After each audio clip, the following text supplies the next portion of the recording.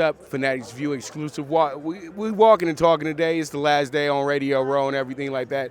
But I got the Saints legend here, Roman Harper. Oh, he was also a Panthers legend somewhat as well, too. That's crazy.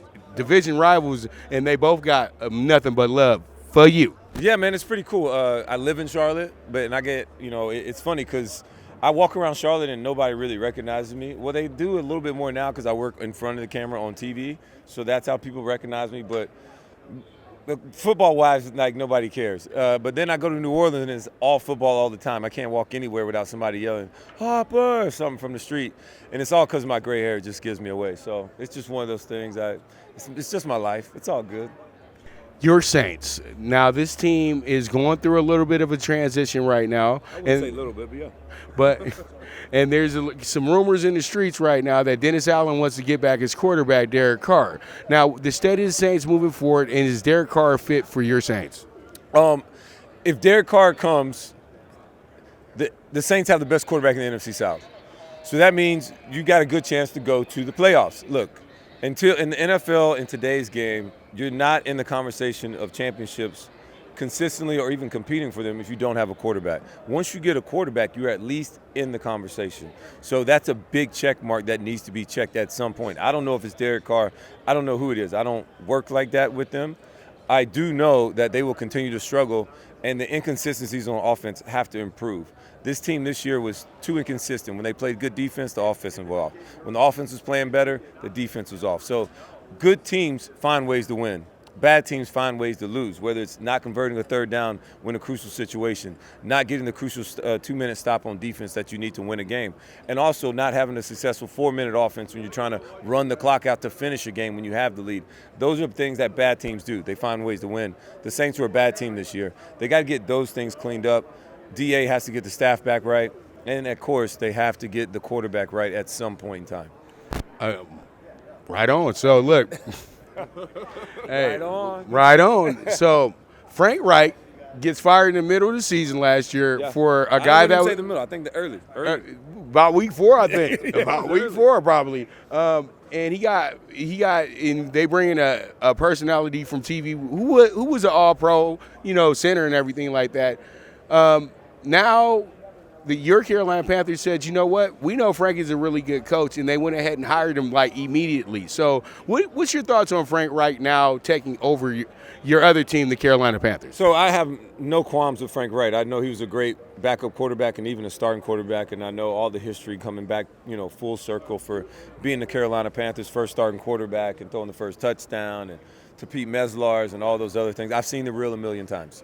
But it's going to come down to winning games and understanding that, in my honest opinion, my humble, honest opinion, David Tepper had a layup if he just hired Steve Wilkes. He chose not to. It's his organization. He can do whatever he wants with it. It's not my thing.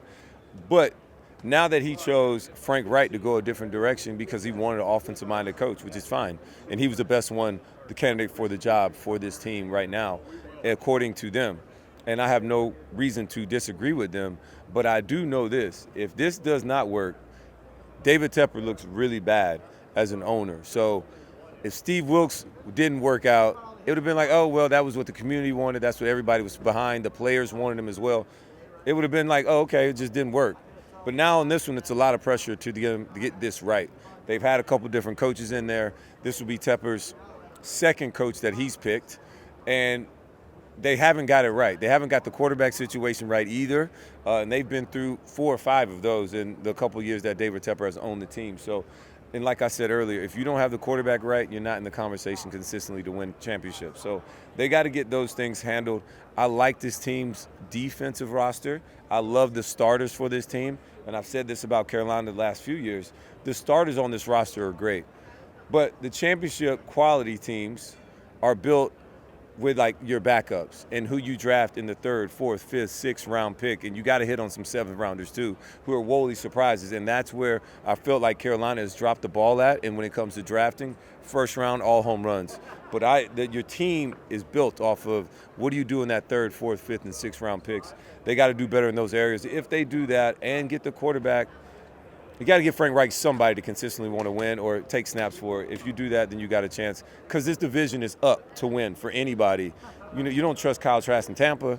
You don't trust whoever else is in New Orleans or anywhere else. So it's wide open. It's going to be interesting because the NFC South has always been a wild, crazy division.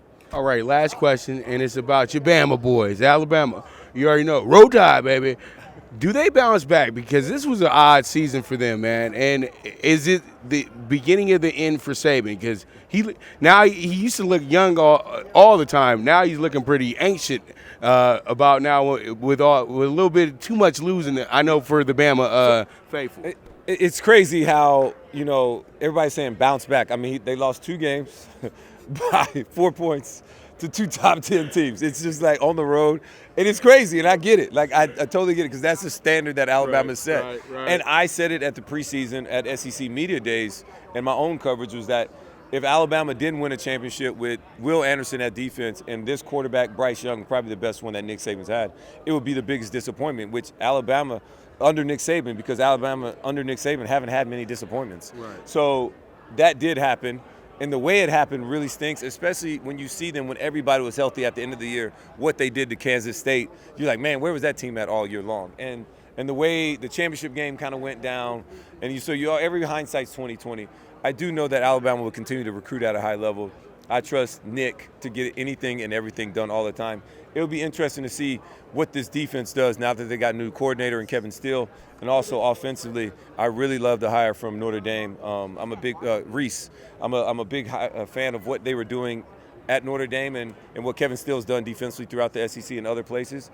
But it's going to also come to Nick. Is he going to be humble enough to be able to give up some power and own the offensive play calling and say it's not just my offense or Alabama's offense, but maybe you can add a couple of different wrinkles. Like maybe we are getting a little stale and defensively doing the same thing and not just sticking to what we've always done. And that's one thing I give Nick credit for. He's always evolved. That's why he's won so much for so long, because he's never just stayed where it is. The SEC was always 2 running backs, 2 tight ends, run the football. And all of a sudden you look up, Alabama's throwing the ball. Like wide receivers are going there because they want to be first-round picks, and that was never the case before that. So as long as he continues to evolve, he will always be around, and he ain't going home. He don't want to be with Miss Terry that much, and Miss Terry don't want him at the house that much. He has said that multiple times. Believe him when he says it. Oh, Roman, man, this was beautiful. Thank you. You gave me more than enough time. It's your boy Pop DIBIASE signing out for Fanatics View.